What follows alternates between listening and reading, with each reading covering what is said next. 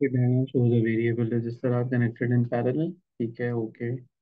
The resistance of R increases. ठीक है, what happens to the 2 volt material? तो इसकी रेजिस्टेंस इंक्रीज हो रही है।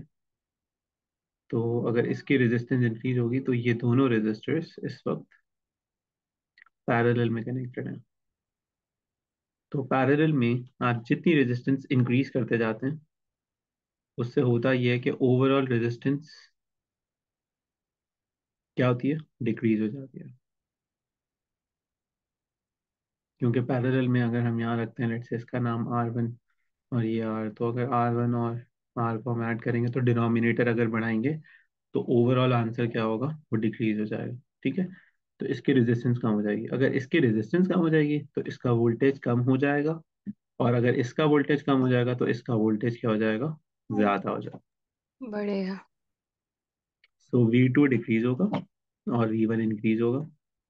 तो V2 डिक्रीज और V1 इंक्रीजेस। ये बताइए, बात समझ में आई? जी सर। आपने भी यही मार्क किया था। सर बी किया था। पॉइंट टू पे आते हैं। A potential divider consist of a thermistor and a light dependent resistor. ये थर्मिस्टर है और नीचे वाला LDR है, लाइट डिपेंडेंट रेजिस्टर है। 6 वोल्ट और यहाँ पे इस वक्त है 0 volt. Which condition with the smallest voltage we pass. यहाँ पे स्मॉलेस्ट, यहाँ पे हमें V बहुत कम करना है। तो इसके लिए हमें यहाँ पे V बढ़ाना पड़ेगा। यहाँ पे V उस वक्त बढ़ेगा जब यहाँ पे R बढ़ेगी, और यहाँ पे R उस वक्त बढ़ेगा जब यहाँ पे टेम्परेचर कम होगा। क्योंकि हमेशा इन्वर्स रिलेशन होता है। टेम्परेचर कम, रेजिस्टेंस ज़्यादा। टेम्परेचर ज़्यादा, रेजिस्टेंस कम। ठीक है बेटा, इन्वर्स रिलेशन होता है। तो जी अगर सर। बढ़ाना है तो हमें टेम्परेचर कम यानी कि कोल्ड करना पड़ेगा। और यहाँ आ जाए अगर हम, तो LDR है, LDR में रेजिस्ट वोल्टेज कम करना है। वोल्टेज कम करने के लिए रेजिस्टेंस को कम करना पड़ेगा। रेजिस्टेंस को कम करने के लिए लाइट को बढ़ाना पड़ेगा, यानी कि हमें ब्राइटनेस करनी पड़ेगी। तो ब्राइट और cold should be the combination. तो do be. Cold and light. चले भाई, what हो गया। Then we have question 3। Question 3 में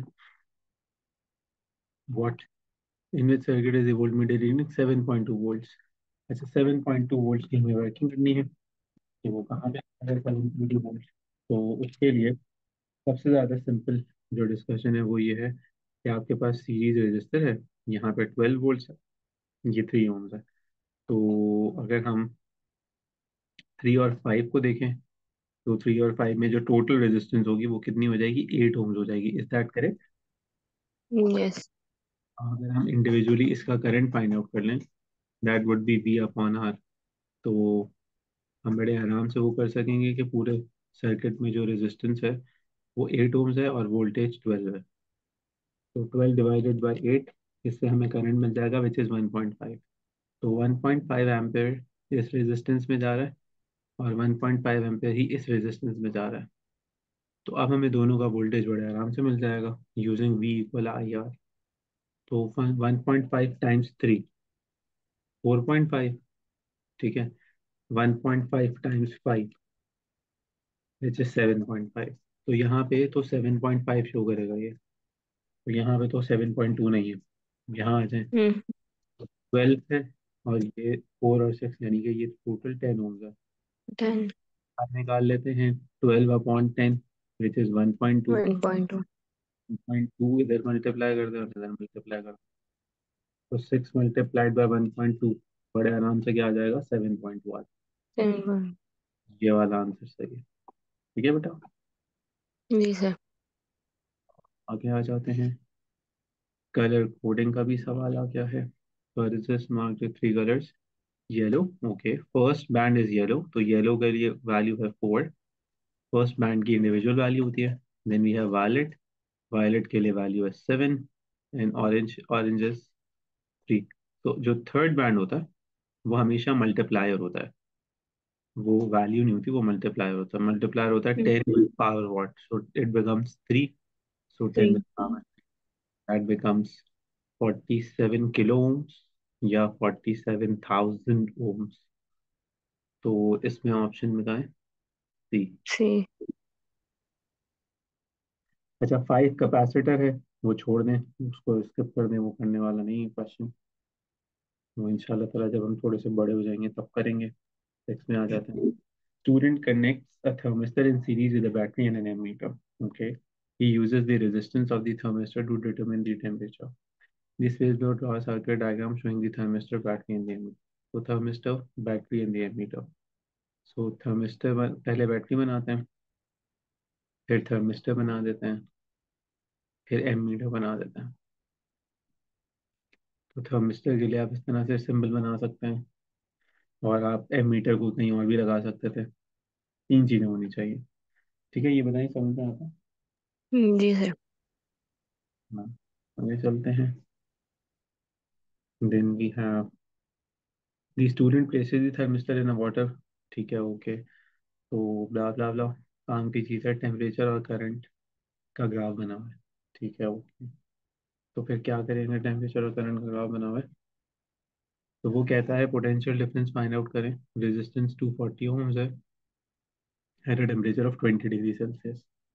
ठीक है, 20 डिग्री सेल्सियस पे अगर हम जाएं तो हमें करंट मिल जाएगा, राइट? तो पहले तो ये कर लेते हैं, 20 डिग्री सेल्सियस पे जाते हैं, तो करंट की वैल्यू का रीड ऑफ देख लेते हैं। तो 0 और ये 10 के बाद 0.1 है, तो 0, 0.1, 0.2, 0.05। 0.03, 0.0, 0.05। That's nice. तो 0.05 बेसिकली हमारे पास करंट है, और रेजिस्टेंस हमारे पास है 240। तो वी हम फाइंड आउट करेंगे, 240 12 volt. times 0.05, which is 12 volts, which is very correct. Resistance at 40 degree Celsius अब हमें फाइंड आउट करना है। तो 40 डिग्री सेल्सियस पे जाते हैं, करंट रीड ऑफ देख लेते हैं कितना है।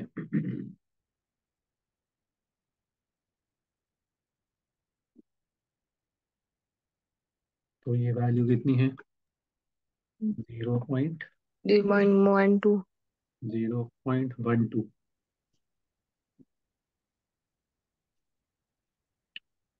तो 0.12 है हमारे पास वैल्यू यहाँ पे।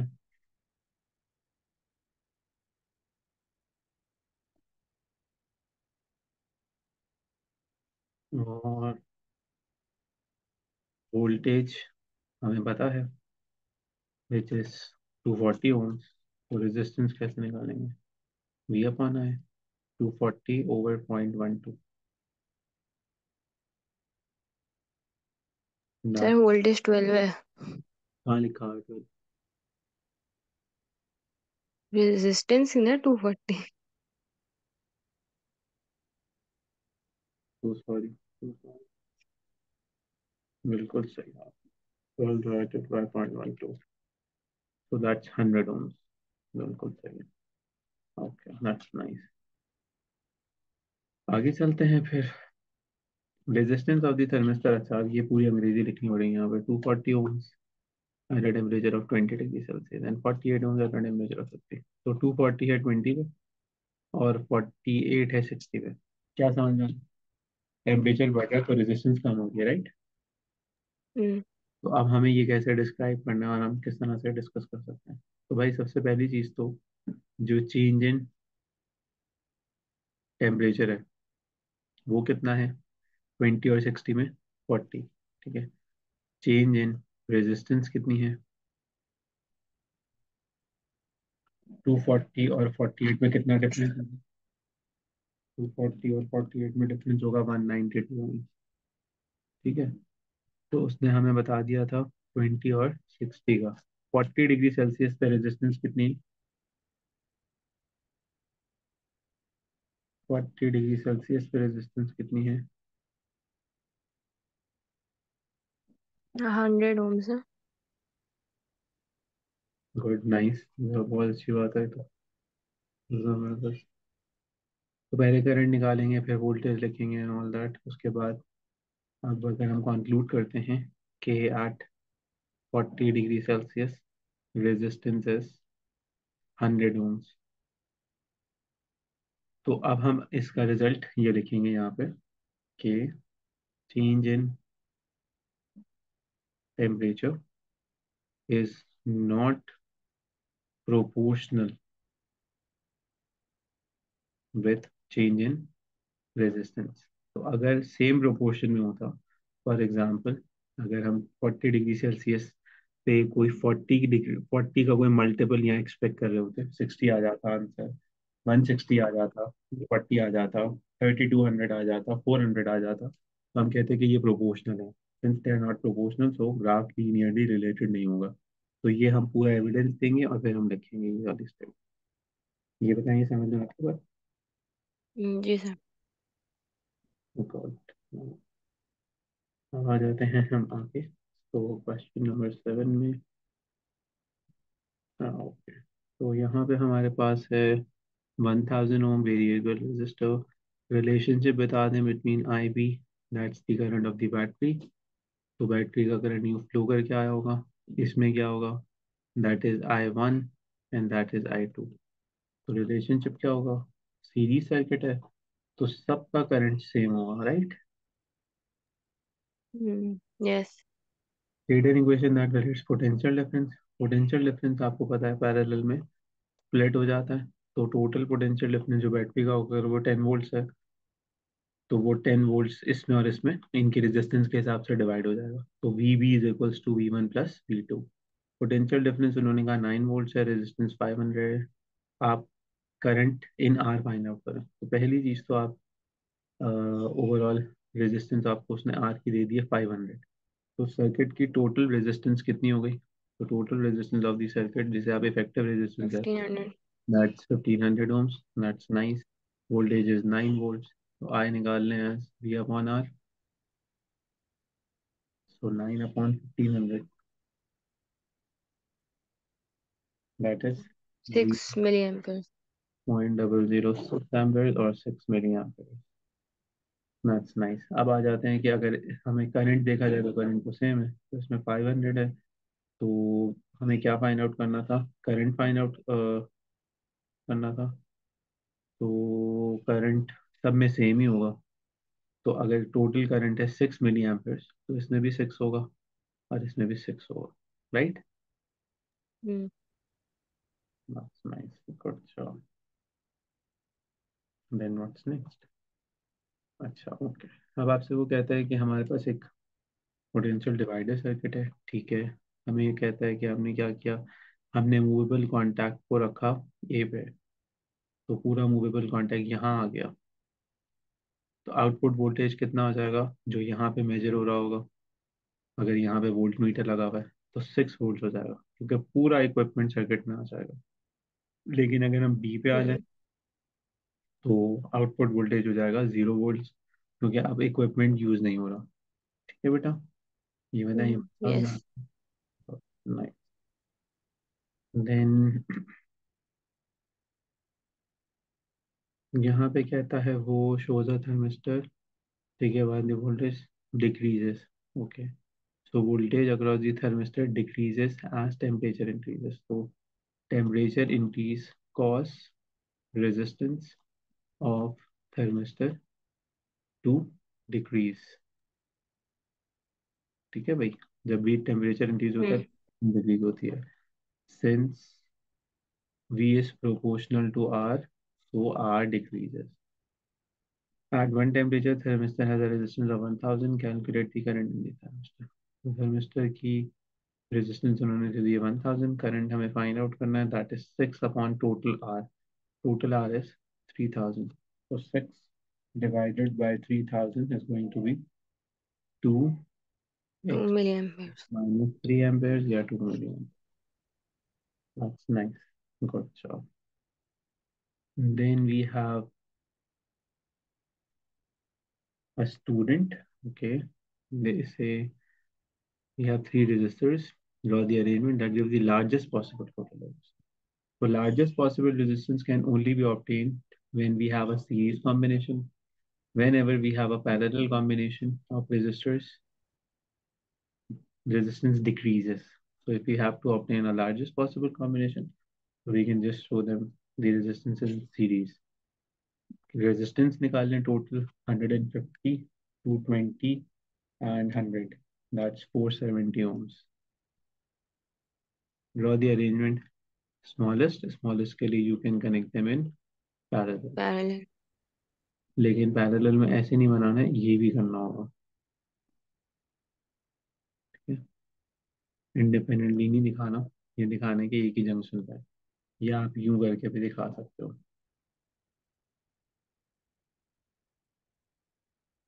ठीक है। यस। देन व्हाट, फिर वो कहते हैं कलर कोड आपको दिया हुआ है, स्कीम दी हुई है ब्राउन, ब्राउन का है 1, ग्रे दिया हुआ है, ग्रे का है 8, then we have brown again. So अब ये ब्राउन मल्टीप्लायर बन जाएगा। So 10 with power 1, that is going to be 180 ohms। आगे चलते हैं। फिर कलर कोडिंग आ गई है। तो कलर ऑफ बैंड 1, अच्छा आपको उसने दिया हुआ है 4700 ohms। तो फर्स्ट डिजिट इज 4, 4 का मतलब yellow, band 1 is yellow, band 2 7, 7 के साथ वायलेट। वायलेट। तो 4 7 मल्टीप्लाइड बाय 10 विद पावर क्या होगा 4700 बनाने के लिए? 2। 2 क्यों होगा भाई? 10 विद पावर 2 होगा। अच्छा, तो 47 मल्टीप्लाइड बाय 100। ठीक है, तो कलर ऑफ बैंड 3 वो क्या होगा? ऑरेंज। बिल्कुल सही। Good job, nice. आगे आ जाते हैं। तो ये कहता है 0 to 4700, 4700 लार्जेस्ट रीडिंग कब नजर आएगी? तो लार्जेस्ट रीडिंग उस वक्त नजर आएगी जब यहाँ पे वोल्टेज ज़्यादा हो। यहाँ पे वोल्टेज ज़्यादा होगा तो यहाँ पे वोल्टेज कम करना पड़ेगा, यहाँ पे वोल्टेज कम करना पड़ेगा तो यहाँ पे रेजिस्टेंस कम करनी पड़ेगी। यहाँ पे रेजिस्टेंस कम से कम 0 है। ठीक है, तो अगर 0 ohms यहाँ पे हो जाएगा तो लार्जेस्ट पॉसिबल रेजिस्ट वोल्टेज यहाँ पे कितना होगा? 6 वोल्ट होगा, सारा का सारा यहीं आ जाएगा। ये बताओ, ये समझ में आया? जी सर। और स्मॉलेस्ट रीडिंग कब मिलेगी? जब ये आपके पास यानी ये बी कम से कम हो। ठीक है, तो बी कम से कम करने के लिए यहाँ पे बी मैक्सिमम करना पड़ेगा, उसके लिए आर मैक्सिमम करनी पड़ेगी। आर मैक्सिमम 4700 है, तो 4700 यहाँ पे, 4700 यहाँ पे, दोनों सेम रेजिस्टेंस में। 6 वोल्ट यहाँ पे, 6 वोल्ट यहाँ पे, तो ये 3 वोल्ट हो जाएगा सीधा। चाहिए और। ये बताइए, समझ में आती है बात? जी सर। पक्की बात है? जी। तो सारे सही बनवाए? जी सर। चीता, गुड। खत्म हो गई। चलिए फिर अब नेक्स्ट क्लास में इंशाल्लाह ताला एटॉमिक फिजिक्स शुरू होते हैं। आपके जहन में कोई क्वेश्चन, कोई डाउट, कोई सवाल?